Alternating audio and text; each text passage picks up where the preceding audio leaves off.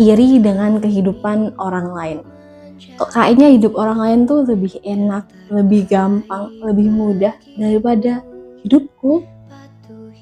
Kemarin aku stalking salah satu influencer, dia followersnya udah jutaan. Aku cek biodatanya di Google, aku cek bionya di IG, terus aku nangis. Bukan karena biodatanya yang menyedihkan, bukan, tapi karena aku iri. Hidupnya tuh mudah banget, enak gitu. Dia lahir di Mekah, bapaknya itu seorang kiai, punya pondok pesantren, dia dari keluarga yang berpendidikan tinggi, orang tuanya bisa ngajarin dia dengan baik. Iri rasanya ingin jadi seperti itu. Sedangkan di belahan bumi yang lain itu ada aku yang harus menerima keadaan untuk tidak lanjut kuliah karena masalah ekonomi, karena harus ngurusin bapak yang lagi sakit stroke, karena ibuku juga udah meninggal, harus cari uang untuk pengobatan bapak, meskipun sekarang bapakku udah meninggal juga ya, baru tahun kemarin bapak meninggal.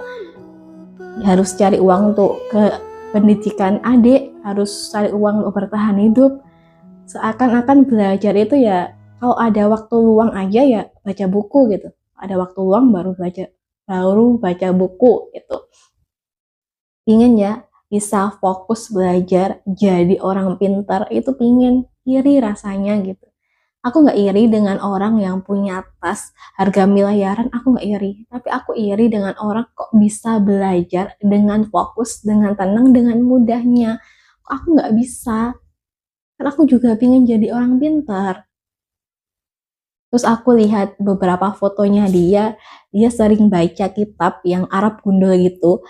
Dulu pas waktu di pondok pesantren, aku juga bisa lah dikit-dikit, paham lah dikit-dikit.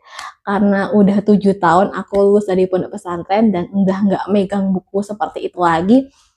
Jadi aku baca kitab yang Arab gundul itu aja rasanya udah sesak nafas. Karena udah lamanya nggak belajar kayak gitu. Ingin ya bisa belajar lagi biar tambah pinter, biar tambah banyak ilmu. Ingin ya bisa fokus belajar jadi orang pinter tuh, pingin rasanya, iri itu rasanya. Tapi ya it's okay sih, nggak apa-apa, namanya juga alur kehidupan ya. Kan aku lihat dia cuma dari luarnya saja, aku terlihat enak, terlihat gampang, terlihat mudah.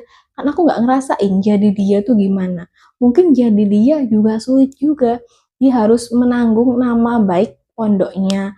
Salah perkataan, salah ucapan, salah apa bisa dihujat netizen.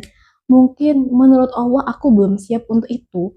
Jadi Allah nggak ngasih aku seperti itu, seperti dia gitu.